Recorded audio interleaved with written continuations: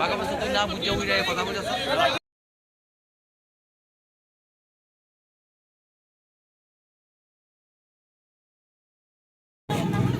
গাইডের কিচ্ছু হয়েছে না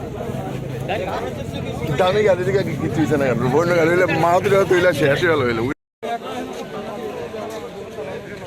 বাঘা বস্তু তুই না বুঝে উড়ে কথা বলছ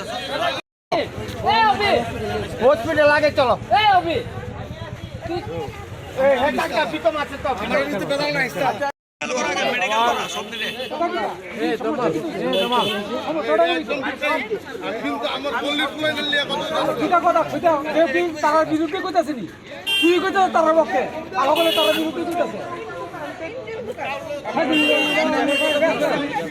ভিডিওটা খুলবি না ভিতরে লাগানো চেষ্টা করছ